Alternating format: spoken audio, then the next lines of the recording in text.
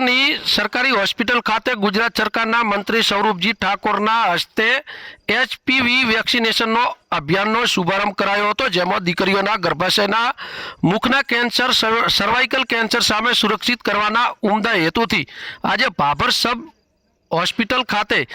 HPV vaccine આપવાનો કાર્યક્રમનો ભવ્ય પ્રારંભ કરાયો હતો। આ કાર્યક્રમમાં ભાભર તાલુકા હેલ્થ ઓફિસર, ભાભર મામલતદાર,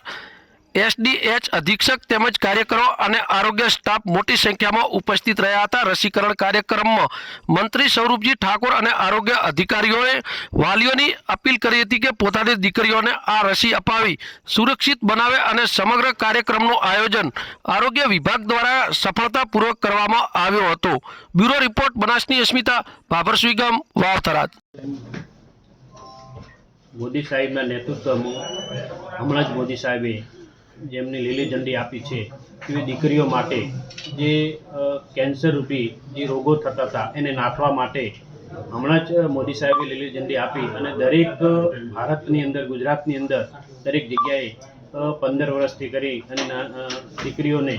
જે રસી આપવાનું કામ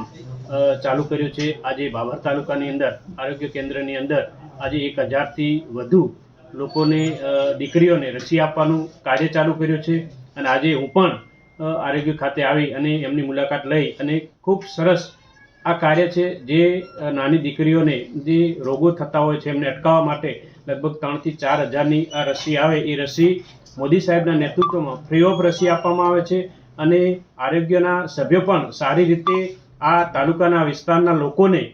જઈને સમજાવીને એમને લોકોને રસી આપવાનું પણ સારું કાર્ય કરી રહ્યા છે અને આવનારા સમયની અંદર જે રોગો ઉત્પન્ન થાય છે એને નાથવા માટે જે મોદી સાહેબનો અભિગમ છે એ અભિગમને નાથવા માટે સૌ સાથે જોડાઈ અને આ કાર્યને સખત બનાવે અને આજે ભાભર તાલુકાની અંદર પણ દીકરીઓને રસી આપવામાં આવી છે અને ખૂબ જ આ વિસ્તારને કોઈ પણ રોગ ન થાય અને આ દીકરીઓનો જે રોગ થતો હતો કેન્સરનો, એ પણ જે મોદી સાહેબે ફ્રી ઓફ રસી આપવાનું કાર્ય કરી અને ખૂબ જ સારું કાર્ય કર્યું છે। એ બદલ હું સાહેબને પણ અભિનંદન આપું છું અને અહીંના આરોગ્ય તંત્રને પણ અભિનંદન આપું છું। ખૂબ સારી રીતે એ પણ લોકો કાર્ય કરી રહ્યા છે અને આ કાર્યને સિદ્ધ બનાવવા માટે આજે આરોગ્ય કેન્દ્રની મુલાકાત લેવાનું થયું છે અને ખૂબ સારું કાર્ય થઈ રહ્યું છે। એટલે તમામને અભિનંદન આપું છું અને આ કાર્યમાં સૌ સાથે જોડાઈ અને આ કાર્યને સિદ્ધ બનાવે, એ જ અસ્તુ, ભારત માતા કી જય।